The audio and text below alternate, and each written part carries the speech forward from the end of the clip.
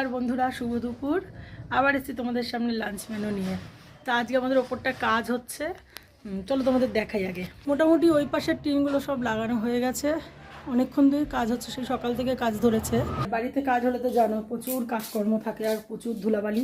তো যাই হোক, আজকে সবার জন্য কি রান্না করেছি চলো তোমাদের দেখাই। প্রথমেই দেখাই আজকে এক হাঁড়ি গরম ভাত, পেঁপে সিদ্ধ রয়েছে, আজ বড় হাঁড়িতে ভাত করেছি যেহেতু সবাই খাবে। সঙ্গে করেছি লেবু পাতা দিয়ে মুসুর ডাল, দেখো দারুণ হয়েছে, একদম গরম গরম ডালটা। তার সঙ্গে বেগুন ভাজা, আর আমার জন্য একটু ডাল সিদ্ধ তুলে রেখেছি। ও আজকের মেন আকর্ষণ হচ্ছে এই যে কচু বাটা, নারকেল সর্ষের তেল আর লঙ্কা দিয়ে কচু বাটা। এটা তো সবার প্রিয়, আমার তো খুবই প্রিয়।